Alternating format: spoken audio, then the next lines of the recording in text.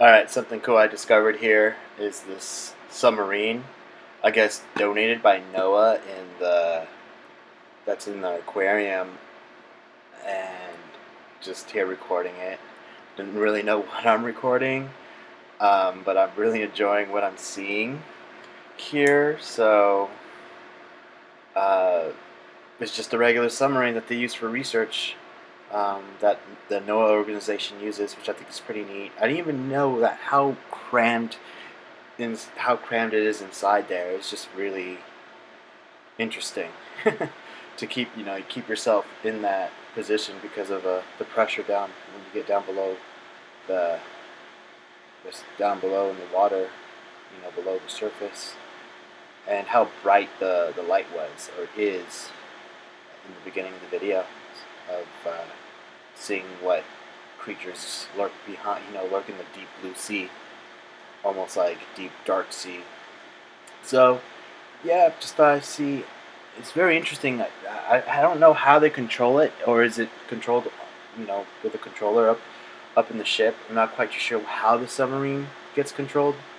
I didn't really see any information about it. It was just there as pretty much as an exhibit, which I think is pretty neat. But yeah, so there it is, down the blue sea, and there's the NOAA logo, which I think would be really interesting to work for, as an officer or whatnot. But yeah, so maybe if I'm done with Phoenix, I'll probably head over there to learn more about the deep sea blue, with a bachelor's degree in business management. So here we go. In this next clip, we're going to have someone from the aquarium speaking about certain species over here in the Maui region. So I'll go ahead and be quiet and let you listen.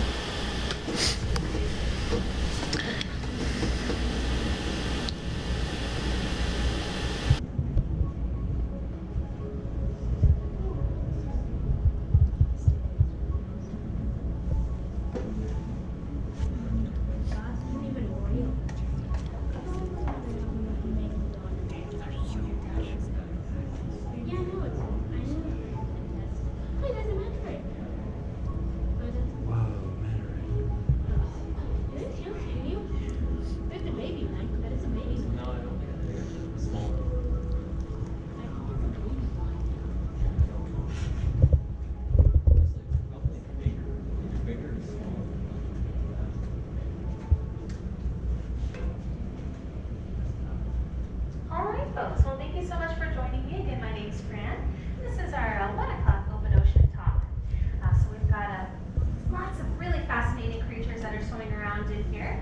But before we start talking about them, I want to actually mention a few really cool facts about this actual exhibit, because it's quite the feat of engineering here that you're looking at.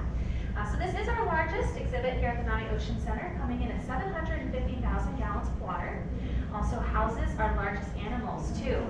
So many of these are going to be living out in the open ocean or the pelagic realm, so much deeper water. And the deepest point here in this exhibit is going to be right out there in the very center. It's about 22 feet or so.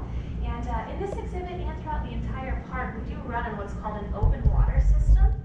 So if anyone here has an aquarium back home, if you're a hobby aquarist, you may know how difficult it is to synthesize salt water. And that's actually one less problem that we have to worry about here at the aquarium, because we're pumping in oceanic salt water every single day, about 1.2 million gallons throughout the park. And this is the first exhibit that water enters into, and it's right up there in that very top corner. So you'll see some little bubbles there at the surface, and that one large fish showing a little bit of extra interest in that. It's kind of the equivalent of standing in front of the AC vent. It's where you're getting that nice, cool, fresh seawater. Yeah, we cycle through many hundreds of thousands of gallons per day. We don't do very much to that water. We actually just run it through a filtration system to get out any physical contaminants and rubbish, and then we protein skim it. We don't alter the pH, the salinity, or even the temperature, which is partially why our sharks, our fish, our rays, and our coral do so well when they're here with us. Just for a little bit of size context as well, each one of these viewing panels is 10 feet across, so it's 20 feet altogether, and when the animals swim by, they are going to be true to size behind the flat window.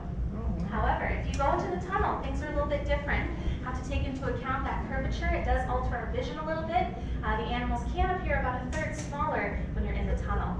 This is 4 inches of acrylic glass that you're looking through right here. Pretty heavy-duty stuff. We've actually got a cutaway of that as well as you're entering the tunnel, so if you want a close-up view of that, you can check it out. All right, so we'll go ahead and start talking about some of our fish that we have in here. And the first one I want to start with is what I like to call the scariest fish that's in here. What do you guys think it is? You can shout out your answers. Shark. Black-tip shark. A black-tip shark? Yeah, sharks. I'm hearing pretty unanimously sharks. You're all wrong. No, I'm just kidding. But I'm actually going to talk first about a type of bony fish that's in here that we've kind of dubbed the bullies. So they're the ones that kind of rule the roost in here. And they're going to be those schooling fish that you see sort of mid-exhibit, have those real football-shaped bodies and really grumpy expression. And the face says it all. So they're going to be kind of picking on everybody in here. I've actually seen these guys chasing around sharks that have food dangling out of their mouth, and they're the ones that divers keep an extra close eye on, make sure they don't get headbutt by those really blunt foreheads.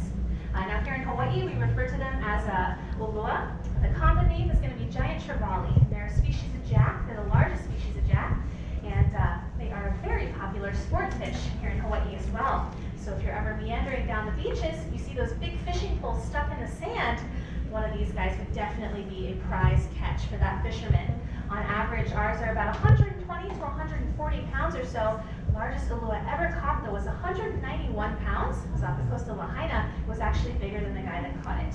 Yeah.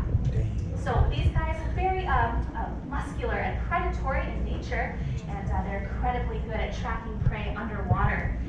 But even more so than that, they can track prey that is above water. And in a recent documentary called Blue Planet 2, they filmed a segment observing these guys actually jumping about 6 to 7 feet straight up out of the water to snatch fledgling seabirds that were flying a little bit too close to the ocean. So they are very, very powerful animals, and were revered as godlike by the ancient Hawaiians. All right, so moving on to our another one of our bony fish in here, but kind of the opposite end of the spectrum. They're going to be our gentle giants, and those are our milkfish, which are going to be swimming right at the very surface, and they're actually exhibiting a behavior that's very typical for that species. They kind of look like goldfish up there, right? Like they're almost gasping, but we're not trying to drown our fish here. They definitely still live underwater. What they're trying to do is actually grab any sort of little particulates or proteins that get trapped up in the water tension up there. As filter feeders, they make use of a little fine mesh filter in their gills called a gill rake, and that allows them to kind of cobble together a meal just by skimming along the surface like that. Those are our ava milkfish. Do have a couple other bony fish species in here. They're not right in front of our viewing window, but you can be on the lookout for them, especially in the tunnel. One of them is going to be our giant grouper. She's one of the few animals here that does have a name. Her name is going to be a macadamia nut, or macnut for short. She's one of the few animals that will live her entire life with us here at the aquarium. She has been deemed unfit for release, and that is due to a naturally occurring jaw deformity that she has. Groupers are ambush predators, so they like to sit and wait for their prey to swim in front of them, and then when they see something that gets close enough to them, they'll open up that mouth big and wide, and in doing so, they'll create a suction of water, and that fish will just shoop right into its mouth. Because she has that kind of wonky shaped jaw, she's not able to achieve that, and therefore she does have to be hand-fed or target-fed by a diver every day. As her name implies, she is a giant grouper, and we estimate she's around 300 pounds right now. However, she can more than double that by the time she's full grown. Groupers being known to get over 600 to 700 pounds. So we're excited to see macnut grow and thrive with us here. If you're cruising through the tunnel, you see a big rock that suddenly starts to move, that's her. All right, so we will move over to our cartilaginous fish here, which are going to be our sharks and our rays. Very, very closely related to one another. In fact, we have a little marine biology joke that rays are just shark pancakes, because anatomically, if you take the skeleton of a shark, squish it down, that's what it looks like for a ray. So the ones that we have in here, they're going to be 2 Hawaiian broad stingrays. This is the only species of true stingray that we have in Hawaiian waters, not to be mistaken for manta rays and eagle rays, which we do also have here, but definitely some differences between those species. So manta rays, they do tend to get really pelagic manta rays can get to be around 20 feet in length. And thankfully our stingrays don't quite get that large, so we can have them here on display. Also, manta rays like to feed in the very middle of the water column. So they'll sort of flap along with their big cephalic lobes open wide, picking up tiny little microscopic plankton that's floating around in the water. Stingrays, however, are benthic feeders or bottom dwellers. Therefore, they like to feed on the ocean floor. And therefore, their mouth is going to be located on the underside of the body. This helps them when they're rifling through the sand to find little organisms. They can sense down around 6 to 8 inches or so into the sand to try to feel out if there's something they can make a meal out of. Also, as their name implies, they are a stingray, so they do have a stinger or barb, which is located on the top side of the tail, around a third of the way down. It's not going to be the entire length of the tail. It's not like a whip. They want to have a lot more control over it. It also helps them to protect the vital organs. We do keep our stingers intact on both of our rays. Looks like we may have our smaller male cruising here towards us, so hopefully we can get a look at it when he swims by. But we keep that intact on these guys because it's really not any threat to our divers or to the other fish in here. They are incredibly reserved in when they want to use that barb because the very function of it is to break off into whatever's attacking them. And once they use it, they lose it. That's their only defense mechanism. So they're going to be feeling very stressed and vulnerable. So yeah, we can see it right here. It's about the width of a pencil, just sitting pretty flush right against the top of his tail. During feedings, we will sometimes see the rays lift their tail up about 45-degree angle. That's just a warning to the other fish to kind of back off. But they've never had any reason to actually implore the barb. All right, so we'll switch over to our shark species now. So let's see, what do you guys think? How many individual sharks are in this exhibit right now? 3. Definitely more than 3. 10. 10? More than 10. 15. 15, more than 15. 27. I think I heard someone say 20, and that was very close. So we do have 21 shark individuals in here, consisting of 5 different species. And there, of course, is our beautiful female ray there, stealing the show as usual. All right, that kind of concludes the presentation the aquarium worker presented. I apologize for kind of the bad content as far as getting the stingray. The stingray's a little finicky and my gimbal. I'm still trying to getting used to it, becoming one with the gimbal. But as you see here, she spoke about the tunnel inside the aquarium. This is me inside the tunnel of the aquarium, and they say it's a little bit bigger. I don't know, but here is how thick the plexiglass is underneath the tunnel, or what the tunnel's built of, the thickness, and also the thickness of all the other aquarium exhibits in the aquarium. But yeah, it's pretty neat. Really worth going. Really enjoyed myself and the family and me, and it's really fun. Really fun. And then I think I got more sharks here in this little clip here. Yeah, there's a tiger shark, I believe.